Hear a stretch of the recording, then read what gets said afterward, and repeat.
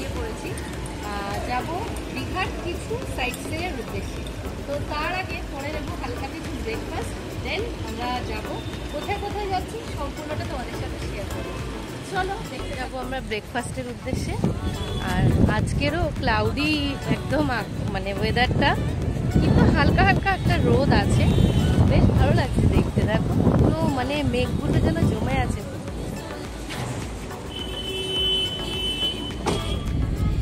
তো এখন আমরা যাচ্ছি উদয়পুর বিচে।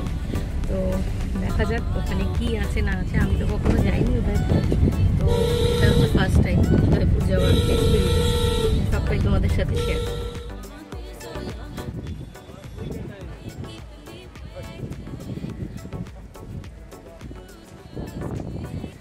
ওয়েলকাম টু কোথায়? Welcome to Udaipur. তো আমরা এখন চলছি উদয়পুরের উদ্দেশ্যে। তো দেখা যাক, ভীষণ সুন্দর একটা ভিউ, দেখতে তো মানে দারুণ লাগছে। ভীষণই কালারফুল একটা জায়গা যাকে বলে। তো চলো বাকিটা তোমাদের ওখানে গিয়ে দেখো। তো উদয়পুরে প্রবেশের পথেই কিন্তু নানা রকম মানুষের ভিড় হয়ে যাবে। কি কারণে না, যে তাদের চেয়ারে বসো, তাদের হোটেলে বসো, এরকম একটা প্রেশার থাকবে।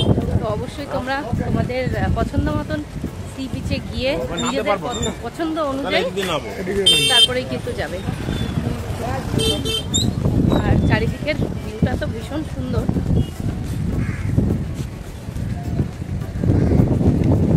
বলবি খুব হাওয়া দিচ্ছে, হাওয়ার সাথে লড়াই করছে। ও এখন হাওয়ার সাথে লড়াই করছে, ভীষণ সুন্দর লাগছে।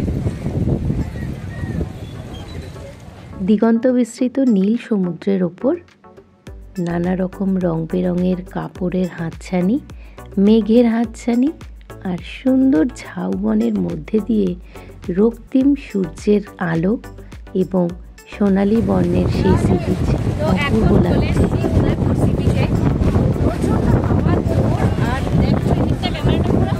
মানে জলের এত জোর, মানে টেকা যাচ্ছে না, দাঁড়ানো যাচ্ছে না, এত জলের মানে মানে আনন্দে ভাষাহারা হয়ে যাচ্ছে। উথাল পাথাল, সেটা দেখতে ভীষণ ভালো লাগছে।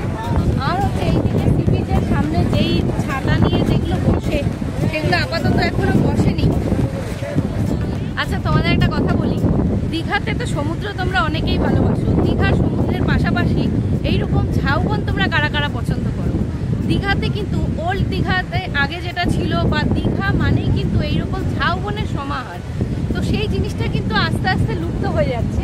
তো তোমরা যদি এইরকম উদয়পুরের মতন একটা জায়গায় আসো, বা এইরকম জায়গায় মোটামুটি কিছু কিছু জায়গা আছে যেখানে তোমরা আসলে কিন্তু এত সুন্দর ঝাউবনের একটা আনন্দ তোমরা উপভোগ করতে পারো নিজের ফ্যামিলির সাথে, প্রিয় মানুষদের সাথে। তো দেখো ঝাউবনটার ভিউটা একটু দেখাই, কত সুন্দর লাগছে।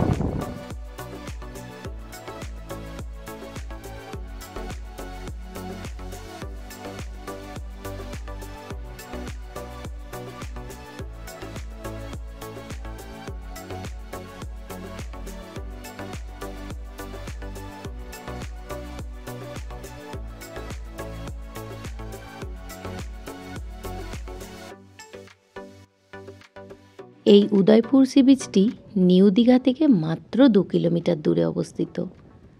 মোটর চালিত ভ্যান, রিক্সা, অটো সব কিছুই কিন্তু এখানে চলে যায়। বিকেলের দিকে কিন্তু এখানকার শোভাটা অনেক বেশি বৃদ্ধি পায়। কিন্তু একটিই এখানে সমস্যা, যেহেতু এটা গোয়ার মতন একটা ভাইব আনতে চেয়েছে এখানকার সকলে, তো সেই কারণে এখানে কিন্তু মদ্যপান সমুদ্রের বিচে বসেই হয়। সাথে নানা রকম স্ন্যাক্স জাতীয় জিনিস, ভাজা, এই ধরনের জিনিসও কিন্তু খাওয়া হয়। আমরা সেইগুলোর থেকে দূরে থাকবো বলে আমরা কিন্তু সকালের দিকেই এখানে আসার প্ল্যানটা করেছি।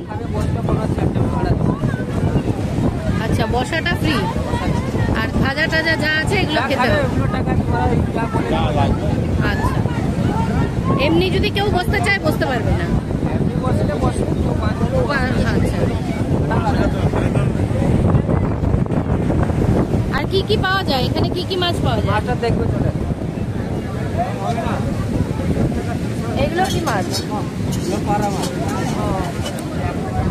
পাড়া মাছ, ভেটকি, ভোলা, পমফ্রেট, চিংড়ি, কাঁকড়া, আমুদি মাছ।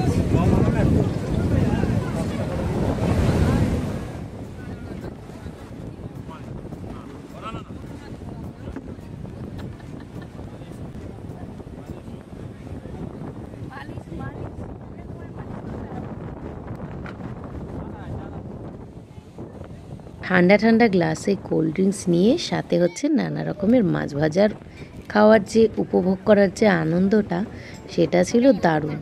মাঝে মাঝে ঝিরিঝিরি বৃষ্টি এবং সাথে এত সুন্দর সুন্দর খাবার। বাইরে প্রচন্ড বৃষ্টি, তার মধ্যে হচ্ছে মাছ ভাজা। বাইরে প্রচন্ড বৃষ্টি, সাথে মাছ ভাজা। সমুদ্রে তো স্নান করবো না ঠিক করেছিলাম, কিন্তু মানে মাছ ভাজা খেতে খেতে বৃষ্টির জলে পুরো ভিজে যাচ্ছে, তাই না বলো? সব ভিজে একাকার। দেখো বসে বসে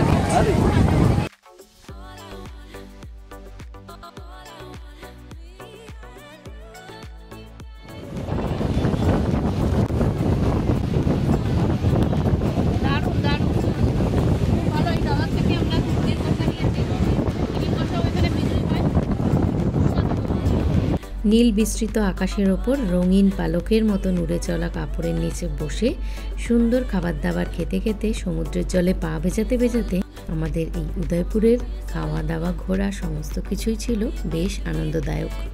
তো চলো আজকের মতো টাটা, সকলে ভালো থেকো। আবার আসবো পরবর্তীতে নতুন একটা ব্লগের সাথে।